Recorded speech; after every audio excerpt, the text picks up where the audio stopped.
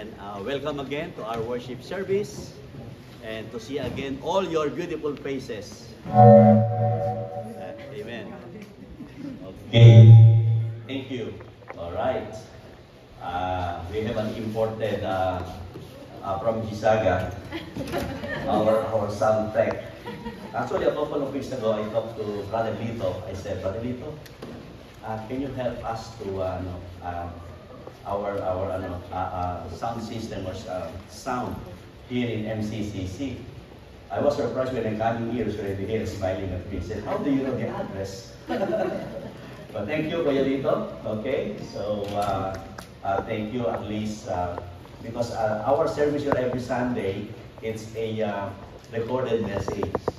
And after the evening or the following day, it's already on YouTube. That's why we need to be, of course, all the preachers, the seniors, and everything, everything, not for the people, but for the Lord, to give all our best for His glory. Amen. Okay, so it's a long day for us, so thank God we were in Scarborough this morning, and thank God for our brothers and sisters in the Lord. I miss the MFBC, but it's good. The two couples, Kuya Danny and Vicky, Kuya Freud and Ate Cathy, they are here. Okay, so at least I didn't miss you this day. Okay, sa araw na ito. Hindi ka namin intention na din yung mga bagyo boys natin dyan, si Ronel, ayan, si Kuya Ronald, at si Ariel. Okay, so yung mga regular na nasa MFBC. Okay, and Kuya Ate Miriam pala, ayan, Kuya Ray, thank you. Busy yan. At maraming bisita ngayong weekend dyan. Pero kasama natin, thank God, you are with us this morning. This evening, afternoon, whatever. So, this is our second message about the book of Philippians. Most of you already hear this message. But you know what? The Lord is always, every time I share the word, for example, for Ate Nita, I shared the word this morning for the second time, and then sometime you already heard 3 times, and he said, it's a different message. So, the Holy Spirit works in a different way every time we hear messages and preaching. So, this morning, afternoon, Philippians chapter 1, 9 to 11. Okay, last time, I think Sunday, or second Sunday, I shared Philippians 1, 1 to 8 about genuine joy, right? We want Apostle Paul desire for the Philippians church to have, all of them to have a genuine joy. And this afternoon, Apostle Paul will teach us the blueprint for powerful prayer. The blueprint. I don't know if someone here is, you have a background about architecture, or you are an architect. Wala? Okay, pala kayo doktor. Okay. So, yung mga architect, every time they build like a building, they need a blueprint. Di ba? Importante yun. So, in our lives, as a Christian, Apostle Paul now will teach us about the blueprint for powerful prayer. Siguro mga ilang tanong, I have some question for each one of us to think about. How would you rate your own prayer life? Okay. I will not ask you to raise your hand. I will not ask you to say, okay, no. It is between you and the Lord. If you had to give yourself a grade, probably A, B, C, D, E, F, sa mahaba na yan, no? For example, like, for letter A, if you will say, oh, I have my, letter A is an excellent prayer life. Letter B, you say, oh, B, I am above average. Letter C, you said, oh, my prayer life is like average. Or letter D, you will say, below average. Or letter E, you said, oh, I need big help. Those areas that we can probably think of ourselves, and probably you will say, oh, because I feel like my prayer life is a need help, so it's good for me to, to examine my life in here. So, in the book of Philippians chapter 1, verses 9 to 11, in obedience to God's holy word, I will invite you again to please stand, please. Okay. Philippians chapter 1, verse 9 to 11. We have only 2 points today. Okay. Philippians chapter 1 verse 9 to 11. It says here, and this is my prayer. Who's talking here? Apostle Paul. He is in prison. He is talking to his fellow brethren. This is my prayer, that your love may abound more and more in knowledge and depth of insight, so that you may be able to discern what is best and may be pure and blameless until the day of Christ. In verse 11, it says, I feel the fruit of righteousness that comes through Jesus Christ to the glory and praise of God. Pagpalain ng Lord ang kanyang salita. Shall we pray? Our Father in heaven, we thank you again for the past week. Now we are here again, Lord. Sama-sama kami for this corporate worship.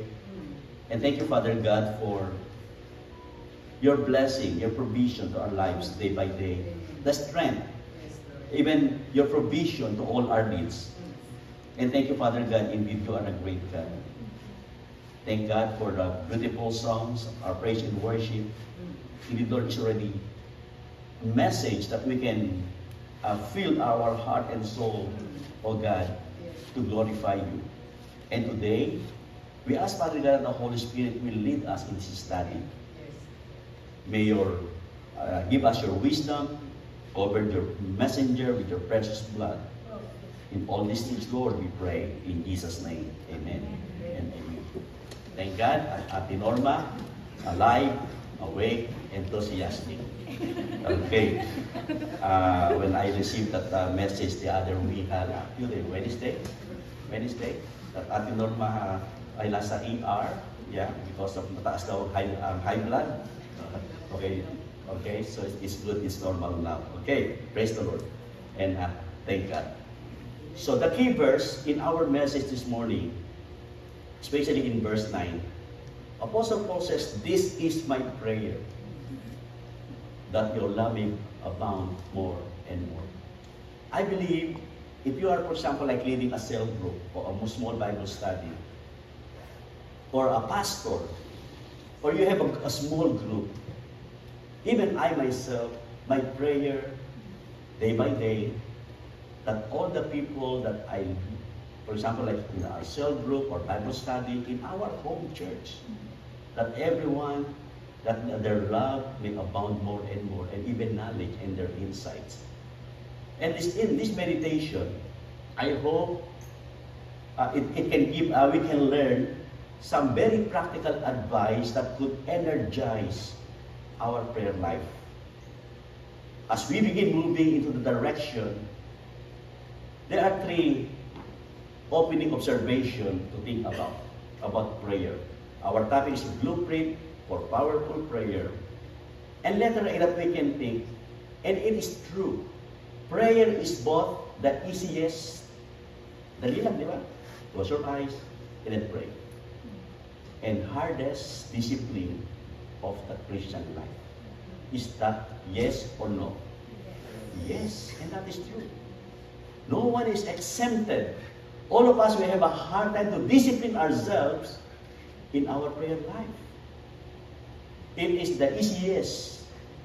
It is the youngest, even the youngest child, the newest Christian can learn to pray. But the problem is the consistency of our prayer life. And prayer is also the hardest discipline because it is the most difficult to maintain over a long period of time. In a sense, it is easy to enroll. Okay, I want to enroll the prayer ministry. I want to enroll in the school of prayer, but hard to get a graduate degree. And it is true. In my observation, and even according to Barna's research, only few churches have a powerful prayer group or their prayer meeting.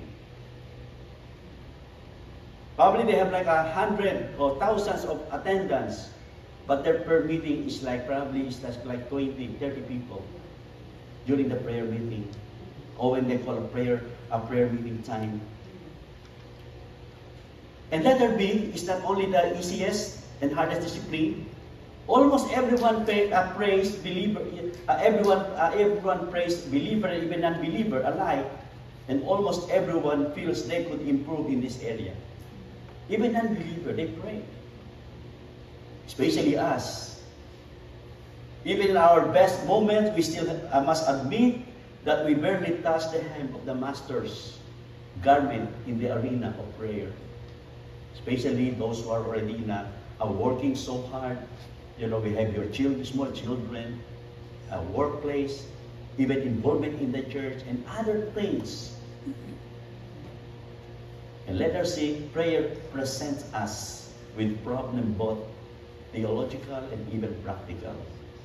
On one level, we are faced with difficult questions regarding the sovereignty of God and human free will. While those questions are important, but in here, I will address in this sermon, rather to tackle the challenge of prayer, of purely practical level, but when we pray, what should we pray for? I mean, those questions. I am just more interested today in our message, what and how of prayer, because it is the most of us live every day, about how we will commit ourselves into a prayer life or prayer ministry. And did you know that prayer is the very sword of the saints? If that is true, why do we often keep that sword hiding? The prison secret weapon forged with the realms of glory, why then do we use that more effectively? Many times when I share the word in the topic about prayer, the Lord always keeps reminding me when I hear this message that the very serious prayer is not inside the church, but those people in the hospital. And even I myself, I have a fervent prayer when I was confined in the hospital. But hindi yun talaga ang dapat sa buhay natin. Kung hindi yung ferventness of prayer is like a daily living sa buhay natin ito. I believe it is perfectly appropriate to ask God to bless people. Yes. I think we can move far beyond that. It's going to increase the effectiveness of our prayer. But we can use this message about the blueprint of powerful prayer. We can use Paul's prayer in verses 9 to 11. We can see here in verses 9 to 11. The blueprint of powerful praying.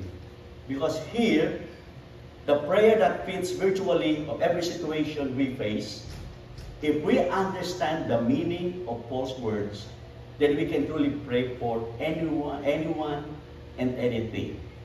In this first point that we can learn, tingnan natin yung 3 requests God will always honor according to this passage. There are 3 important requests God will always honor when we pray: the abounding love, the growing knowledge, and the increasing discernment. Let's go to verse 9, letter A. Abounding love. He said, "This is my prayer, that your love may abound more and more." Hindi sinabi ng Apostle Paul dito na hindi kayo nagmamahalan. Ang prayer niya rito is more and more. You know, I thank God in a church community, a believer's community, makita natin yung pag-iibigan ng magkakapatiran is very encouraging. We were in Scarborough this morning. You will feel their love for each other and for us. Even very seldom for us to visit our outreach in Scarborough, but you can see their love for each other. Para din silang dito sa MCCC, after the worship, feasting. Mayroong pansit, may menudo, ano ba, mayroong pang nilaga, paksew na isda. Wow! Nagutom na kayo, no? But part of their fellowship, their focus, of course, is not the food, but the fellowship, their love for each other. And then para pag uwi nila, after the worship, magnanap na lang ng hapon kasi nakapag-lunch na eh. But in Apostle Paul, my prayer that your love may abound more and more. Imagine, the empty cup. Diyan. I think nandiyan, empty cup. The empty cup slowly being filled with water. Dahan-dahan lang yan. When the water reaches the brim, yung pinaka-ano na yan, and it begins to overflow down the side of the cup, nakita ninyo yung blessing ng Panginoon. Kita yun sa lahat sa atin. And that picture, Paul has in mind, love filling the hearts of the Philippians until it overflows. You know what? Pag yung pagmamahalan sa loob ng church community ay nag-overflow, non-believers and even other Christians will see us. And Apostle Paul's prayer was answered. Napakaganda, di ba? It's very difficult, like especially during the praise and worship, the person. Okay, we can gather around, ikot lang tayo, magkamayan tayo. Can you imagine, ikaw, lagi ka na-ento kasi ayaw makita yung mukha ng isang daan dito.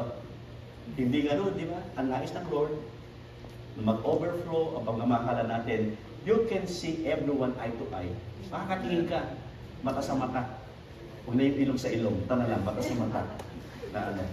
Kasi alam nyo, si Dominic, kapag yan ikausap mo, halos ano ka, talaga naman yung laway niya, yung aking apo po na pagkausap yan, talaga naman tumitirang si laway. Talagang, especially if you want to emphasize, yung gusto niya sabihin sa akin, Grandpa, Achim! Sabi, Achim? Achim! Galit pa sa akin. Yung pala, ice cream. Ngayon alam ko na pag Achim niya. He's only 2 years old. If we want to overflow our love for each other. And Paul's prayer in the New Testament begin with a petition for love. And that's because love is a supreme among the Christian virtues. It alone will last forever. Diba sabi sa 1 Corinthians? The charity o yung pag-ibig will last forever. No matter how much love we have, our love can always increase. Kailangan lalo kang tumaas at tumaas ang magkakaibigan. Yung ating pagmamahalan bilang magkakapatiran, especially yung bang ganong, yung mga very close to your heart. Minsan nga nagseselos na sa atin, di ba, yung ating mga kapatid natin dito by blood, yung kaysa rin sa kapatiran natin. Sabi niya, bakit parang mas importante pa sa iyo yung iyong mga kapatiran sa church, right? It's because God overflowed. And then that love for each other, nagiging ano yan eh, kumbaga nakakahawa yan sa mga kapatiran. Paul prays that their love would increase in depth and in extent. He is praying that they would love more people and would love them in a greater way. Yes, talagang lumalawak. And the text is indefinite. We should ask if Paul is thinking about. Talagang malawak yung kanyang pananaw. At napakaganda, di ba, na magmamahalan tayo.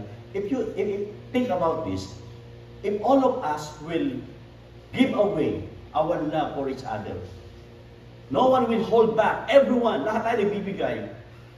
Lahat tayo tatanggap. Di ba? Lahat tayo. Pero kung isa lang ang panay show ng kanyang pag-ibig sa mga kapatiran, wala na, lugi. One way lang yun. Dapat lahat tayo, pag tayo nagbigay ng pag-ibig sa isa't isa. Abounding in love. Of course, we should, Paul's thinking about, yung iniisip dito, yung pag-ibig sa Diyos, love for fellow Christians, and also love for non-Christians. Non-Christians means yung mga hindi pa nakakilala sa Panginoon. The answer is of course yes, because it's indefinite, because our love for God is always tied to our love for other people. Pag mahal natin ng Diyos, mahal din natin yung mga taong nakapaligid sa atin, yung ating mga kapatiran, especially those who are unsaved. If a man says he loves God and hate his brother, sabi nga, he is a liar. Nako, hindi ako nasabi niya na, it is the word of God. John said this, if a man says he loves God and hate his brother, he is a liar. Sabi nung isang kapatid, hindi naman brother yung hate ko, si sister. Hindi, pareho rin yun. Okay? Generic yan. Brother or sister, na we hate, sabi nga, we are a liar. It is easy to understand why Paul's prayer begin with love. Because since we live in a fallen world, we often find ourselves surrounded. Alam niyo, paligid tayo ng mga irritablong tao, the irritable people, cancerous people. Because love is the glue that holds the human race together. Pag-ibig. It enables us to overlook the faults of others while acknowledging that we are ourselves are perfect. Kapag tingnan natin, yung pagmamahala natin sa isa, even yung mga pitfalls, yung mga bakit na kapintasan ng isa, hindi mo na makikita yun. Makita natin yung pagandahan ng loob ng isang tao at ang pag-ibig ng Panginoon sa ating lahat. Thus, Paul's request, God will always honor.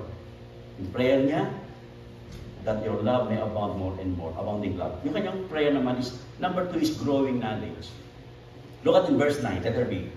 In knowledge, sabi niya, kaduktong ng verse 9, in knowledge and depth, insight.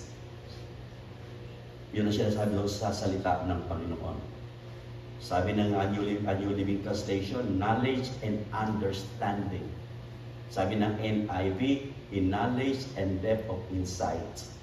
Ang sabi ng English Standard Version, knowledge and all discernment. Lalong gumanda lang, no? Talaga minsan, basta tingnan mo yung mga iba't ibang mga version, di ba? Lalong lumalim sabi, knowledge and understanding in New Living Translation, knowledge and all discernment. And Paul's prayer continues with a request that Philippians might grow in their knowledge of God. And the particular word for knowledge means knowledge based on deep, personal, and intimate relationship. Ang context dito na Paul is asking that their love express itself in an intimate knowledge of who God is. Ayun yun. Yun yung sinasabi niya rito. Kapag lalo nating nakilala ang Panginoon, we have an intimate relationship with God, we have the knowledge. Malalaman natin kung ano lalo, especially ang kalooban ng Panginoon. Because in the context dito, you can also use like in a Christian community. Because Paul is asking that their love to express an intimate knowledge. When we express ourselves to one another, then we have the knowledge of God. I think we can also use that also in marriage. Sa mga mag-asawa. Di ba? Paunti lang mag-go-off, paunti lang mag-asawa pala dito. Yung mga mag-asawa, we need to understand yung ating intimate love for each other. Gusto niyo ba mag-grow pa ang inyong love for each other as husband and wife? October 3 and 4, we have a marriage seminar in MFPC. We invited a couple. Friday night, 3, right? 3 Friday night, and then Saturday, I think 4, October 4, the seminar. So we are all invited for those couple. Even yung mag-aasawa pa lang, those who are planning to get married. So you know what? This is a good seminar. Napakamura po. For the 2 days, $50 lang. Can you imagine, $50? Kasama na yung pagkain doon. Ng Friday at saka Saturday. Kaya lamang, kapag kakain kayo ng dinner, ng Sunday, ng Saturday night, especially na naman is no steak yan. Nababayaran nyo 150. Per couple na yun. Mura pa rin, di ba? That's inclusive yan, the seminar. So again, let's go back. The growing in knowledge. Sometimes we say, yan sinasabi natin, love is blind. Well, God says, no. Love needs clear vision. Kailangan mo yung maliwanag ating vision. Because our love needs the guidance of knowledge, or else we will end up loving that we ought not to love. And entering into relationship are not good for us.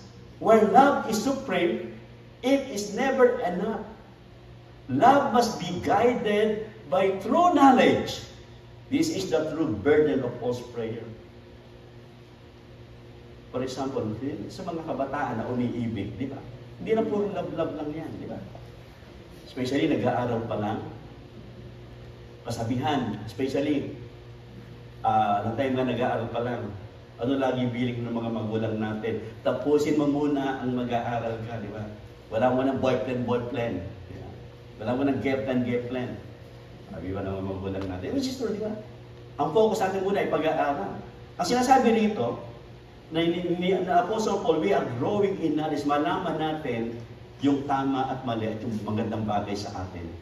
We need wisdom and discernment. As we have the knowledge of God, lalago din yung ating discernment. Ay, nako, mali ito. We can easily judge. We can easily decide for something. Yun ang prayer ng Apostle Paul. Abounding in love, growing in knowledge about sa atin. And then where do we find that kind of knowledge? We get it from the Word of God with the aid of the Holy Spirit. As we study the Bible, the Holy Spirit takes the Word of God and reveals to us the things of God. In 1 Corinthians 2:16. Magturo kayo, you can pinpoint a believer na hindi umati ng Bible study, makita nyo, o hindi umati ng service, hindi nagkakasalita ng Diyos, you can easily say what kind of life that person. But you can say those people who are immersed, diligently studying the Word of God, makita ninyo ang paglago ng salita ng Panginoon. Napaka-importante yan, mga kapatid. And thank God for MCCC Thursday regular Bible study sa bahay ng Kuya Jun at Ate Lita. Salamat sa inyo langit pagbubukas ng inyong pintuan at pagbubukas din ng inyong kaldero. Lagi sila may doon, lagi sila ding may dinner na doon. And praise God. Yun ang pinaka ngayon, Ministry Center kapag Thursday. Kapag naman Young People's Bible Study, kay Sister Marisol naman. Bukas din ang kaldero niyan. Yan. And praise God, God will reward us sa lahat ng mga bagay na ito. And that wisdom ng Panginoon sa atin. And then number 3, prayer ni Paul. 3 requests God will always honor. Number 1, abounding love. Number 2, growing knowledge. Number 3, letter C, increasing discernment. Dito, napakahalaga nito. Look at verse 10. So that you may be able to discern what is best. For example, bibili ka ng sasakyan. Pag medyo mahina ang wisdom mo, nagkakamali ka. Meron kang bibili ng isang importanteng bagay. O meron kang gagawin isang bagay. And that's what we need sa araw-araw, day by day. Di ba? Especially sa pagpili ng mga pang-asawa, di ba? Naku, ang dami naliligo sa akin. Si ganito, si ganito, si ganyan. Of course, number 1, it must be a believer. Kristiyano dapat yan, di ba? Doon pa lang, meron na tayong discernment. Okay? What a wonderful praise in verse 10. So that you may be able to discern what is best. Sabi ng The Message, I like The Message, yung version ng Bible, the paraphrase. You need to use, you need to use your head, test your feelings, that your love is sincere and intelligent, not sentimental gush. And the other translation said that you may learn to price what is of value. Yun yun.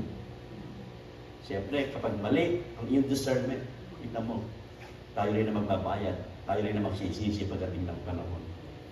In New Living Translation, sabi niya rito, in Overseas Translation, I want you to understand, Apostle Paul, sabi sa mga Philippine Church, sa Philippines Church, I want you to understand what really matters. So in all of this translation, all this version ultimately comes out with the same place.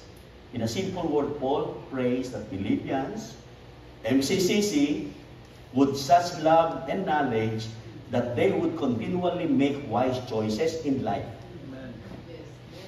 He is praying that they would not be satisfied with the status quo or with the spiritual mediocrity, but would push on to true spiritual excellence. Wow. Can you imagine? Excellence. Pag sinabi excellence, wala kang masabi pa. Iyon ay perfect na kalooban ng Panginoon sa buhay mo. In a sense, Paul is asking God for the gift of spiritual discrimination.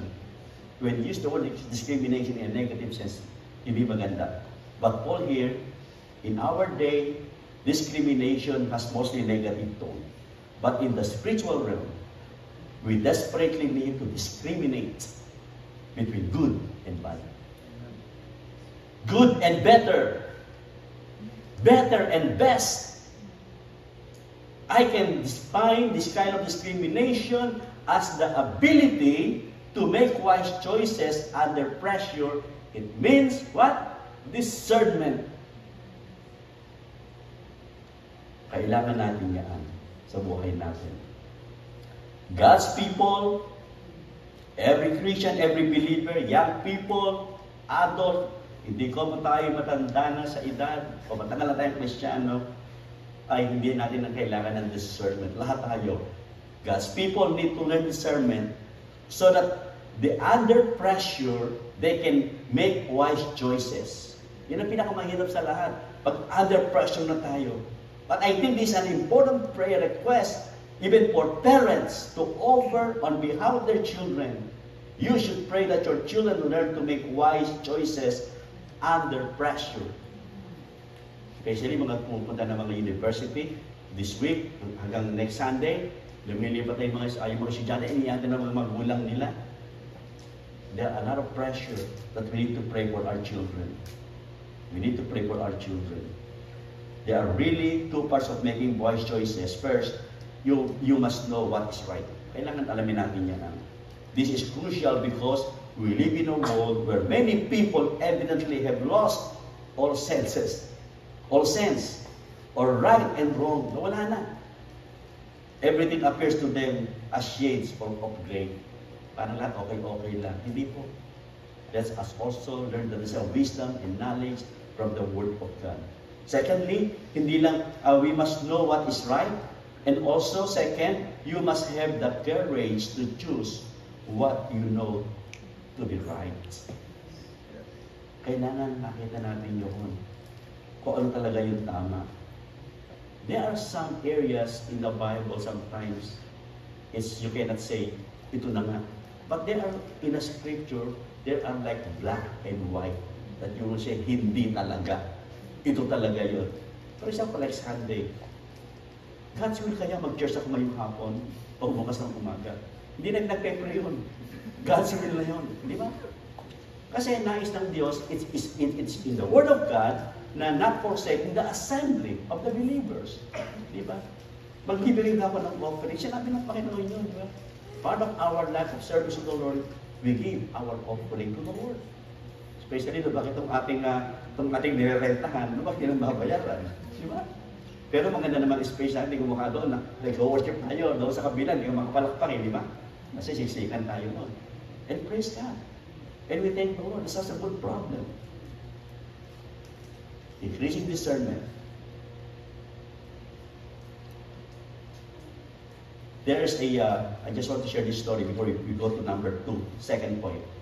Noong 1991, USA televised speech ng Supreme Court Justice. Ang name na si Justice Clarence Thomas. He's well known in the US. Okay?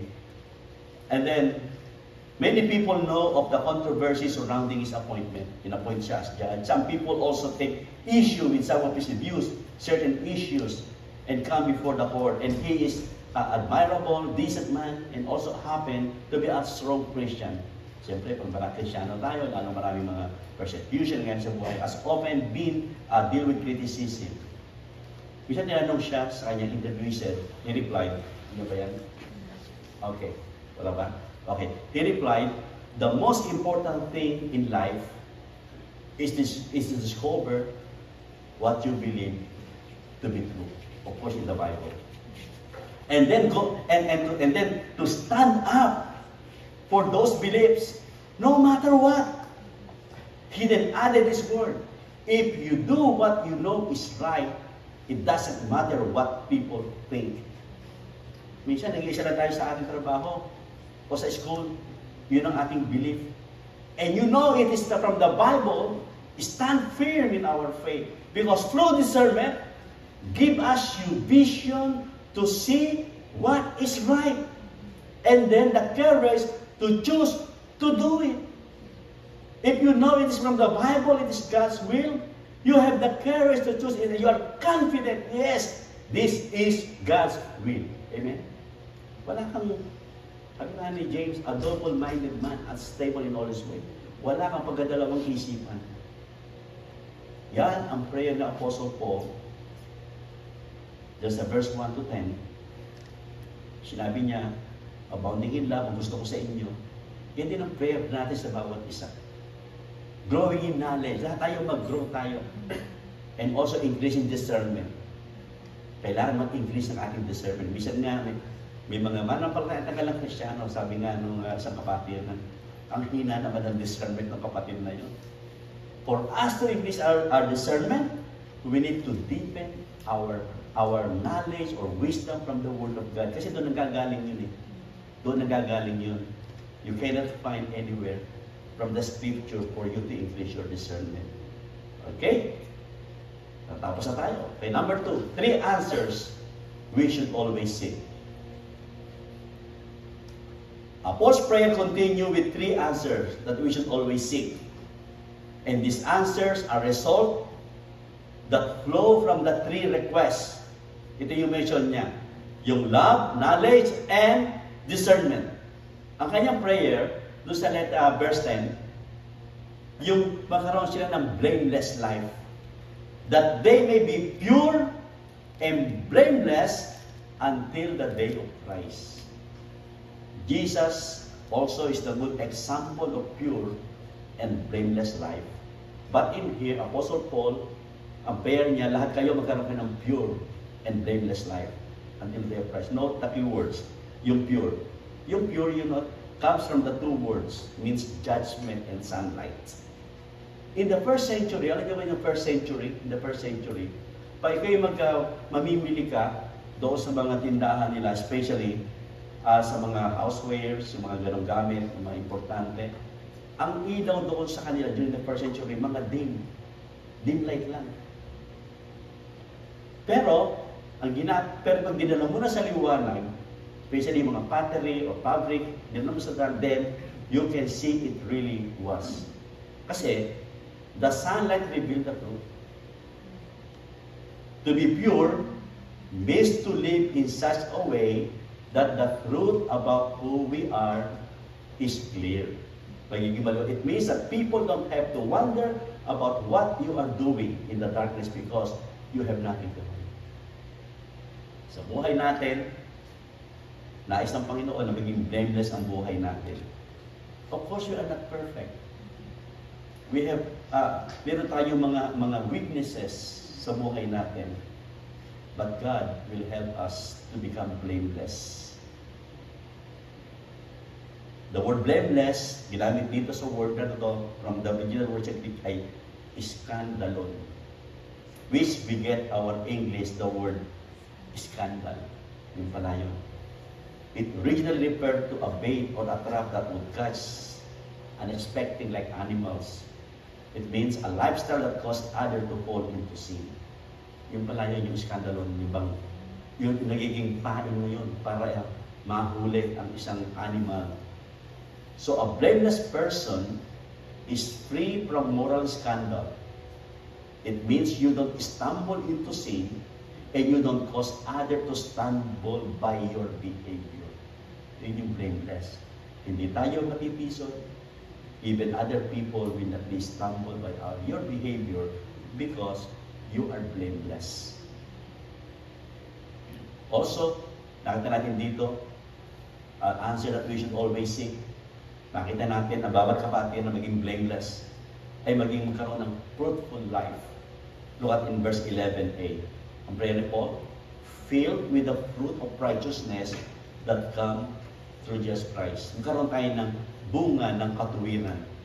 And the Bible often uses metaphor. Of course, Matthew 7:20, the fruit tree describes both the life of the righteous and the life of the wicked. Regarding the false prophet, just declare this, by their fruit, you shall know them. Memorize nyo, tingnan yung verse na yun. Matthew 7:20. By their fruit, you shall know them. You will see the person, if he is a genuine believer or Christian, by their fruits. Paano nyo makakilala ang isang puno ng mangga? sa kanyang bunga. Di ba? Bakit ang isang Kristiyano, ay nako, nagmumura. Hindi mo na sabi, ay nako, hindi Kristiyano yan. Hindi. Baka hindi Kristiyano, di ba? Ay nako, ganun ang kanyang pamumuhay. We cannot judge other people, but we have discernment to see by their fruit you shall know them. And Paul is praying for the fruit of the visible Christian character. A fruitful life is one that is distinctively Christian in every aspect ng buhay natin. What does that mean? Sa inyong workplace, magandang testimony natin. Sa inyong pamilya, sa inyong mga anak, magandang testimony natin. Sa church, madalas kasi our testimony is only inside the Christian community and outside the church. Nagiging ano na tayo, wala tayong magandang bunga. Know that this fruit comes through Jesus Christ. As we are rooted deeply in Him, tandaan natin yun, yung knowledge na binigay ng Panginoon. As we draw our strength from Him, His power flows through us and produces the fruit of righteousness in us. He is the root, and His power produces the fruit. Normal yun. Hindi mo na kailangan pang magpumilit kung ano ang bunga mo. But the fruit of the Holy Spirit, lumalabas sa buhay ng isang Kristiyano yan. Kaya nga niya sa workplace, tatanungin ng ka-worker mo, sino man, bakit ganyan ka? It is not you. It is the Holy Spirit. And you can now testify at makapag-share na tayo ng gospel. Ano yung 3 answer that we should always seek? Ang prayer ni Paul, a blameless life, yan ang prayer natin. Ang bawat isa, maging magkaroon tayo ng fruitful life. And letter C, ang prayer ni Paul ay yung atheos, theodoxic life. Wala yan po sa Bible. Pero ang simple meaning lang yan, verse 11, to the glory and praise of God. Don't the word theodox, doctrine, wala din sa dictionary yan. Theo means God, doxic means glory. It means a theodoxic life is one that brings glory or praise to God, and such a person actually enhances God's reputation in the world. Lahat ng ginagawa natin dito, sa ating pag-awit sa Panginoon, sa ating pag-reserve sa Panginoon, sa lahat ng ating ginagawa, ang nais ng Panginoon magkaroon tayo ng theodoxic life na ang lahat is for the glory of God. Hindi sa atin, kung hindi sa kapulihan ng Panginoon. When people see you, do they naturally think about God? Does your life serve as a good advertisement for the Lord Jesus Christ?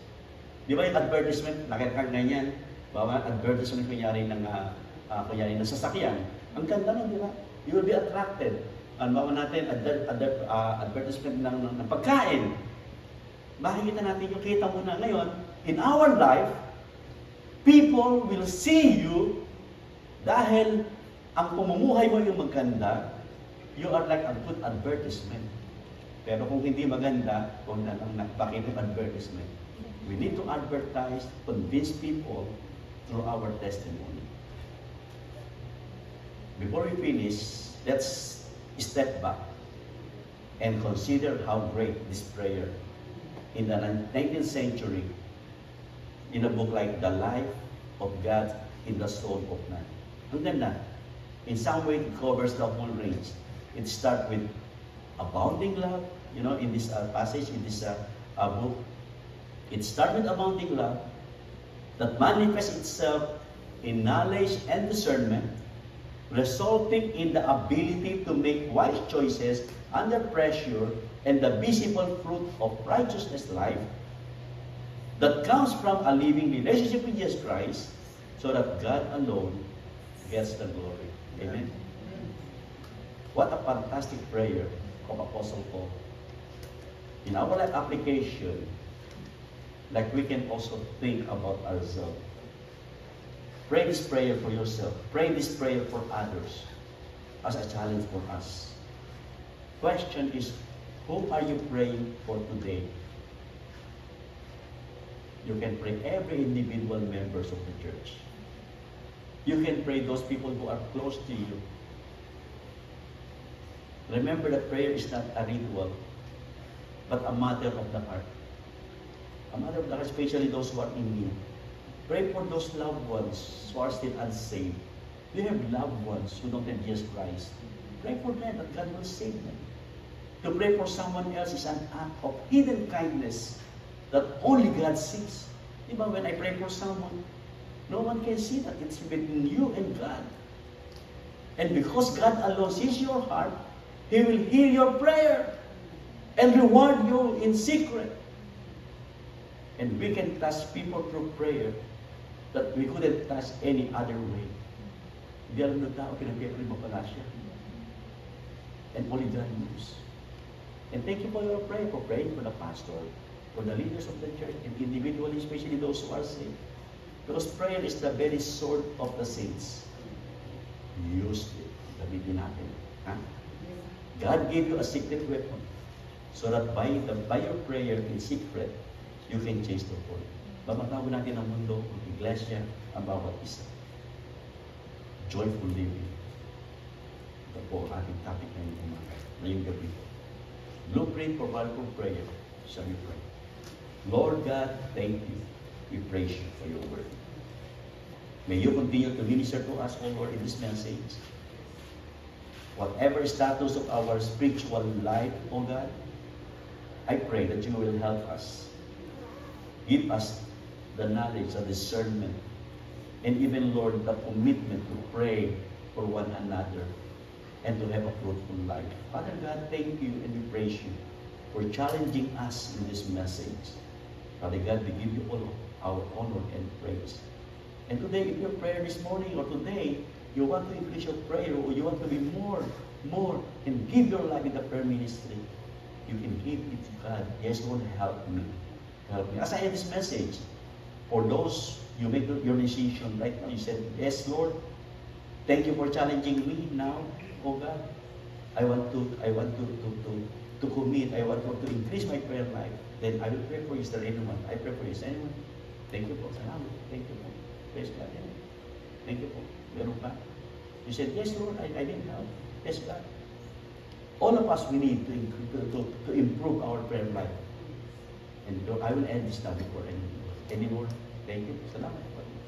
Thank you. Thank you. Lord God, thank you for your message. Indeed, the Holy Spirit lead us in this message. And thank you for your word. Thank you, Father God. In Jesus' name we pray. Amen. Salamat po.